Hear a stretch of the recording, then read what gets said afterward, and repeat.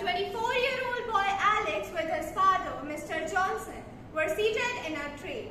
When the train started moving, Alex shouted, "Dad, look, the trees are going behind us." Dad looked at him, gave him a warm smile and looked away. When the train was passing by the countryside, Alex exclaimed with joy again, "Hey Dad, look, the clouds are running with us." A small boy who was noticing Alex from some time turned to his mother and asked her, "Mom, why is that man acting so childish?" His mom hushed him quickly, but the question of the boy lingered in the air.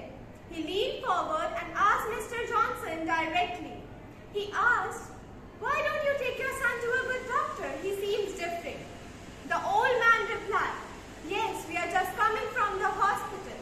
My son was blind since birth and he has seen the world for the first time today." The conclusion is, everyone on the world have different stories and we should never judge them before we truly know them. Thank you. Good afternoon, I am Advita and the topic of my story is The Boy Who Cried Wolf. A boy and his father lived in a village. While the sheep grazed grass, the boy's father instructed him to keep an eye on them. The boy had to take them to the fields every day. The boy, on the other hand, with dissatisfaction wanted to play and run. He thought to have a good time. "Wolf, wolf," he yelled. The entire village, storming with stones, came to chase the wolf away before he could get any of the sheep.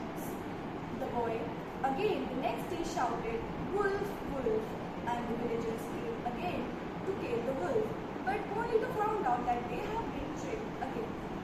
This happened repeatedly for a few days. One day the boy climbed up a tiny hill. The boy came face to face with the wolf. He got scared and screamed, "Wolf, wolf, wolf." The villagers assumed that he was tricking them again, and not even a single person came to his aid. The boy lost a lot of sheep that day due to his folly.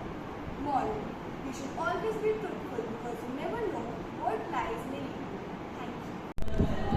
Good morning everyone, I am Manthan Khurana and I am studying class 9 of Shivalik Public School. This is the geoboard on which I have designed the Cartesian plane. Cartesian plane consists of first quadrant, second quadrant, third quadrant and the fourth quadrant. The Cartesian plane was introduced by a great philosopher or as well as a scientist, René Descartes. On the Cartesian plane, we have the quadrants as well as various axes such as the y-axis and the x-axis. The point at which the x-axis and the y-axis meets is known as the origin. Now we can consider this as the first quadrant. This is the y-axis and this is the x-axis. These are the various points which are marked on the Cartesian plane. We can count these numbers to find the quadrant, to find its coordinates.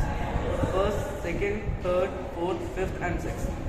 The point is 6 units away from the y-axis and 1, 2, 3, 4 and 5. And this point is 5 units away from the x-axis. So these coordinates of this point is 6, 5.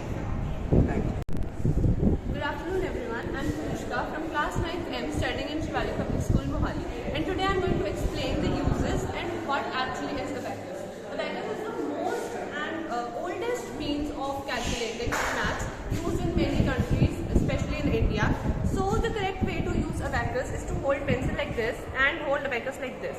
So if we have to add, we'll do 1, 2, 3, 4 and 5 like this, and so on, 6, 7, 8, 9 and then 10. So this side represents like decimal side 0.1, 0.2, point like that, and this side represents 10,000, 100.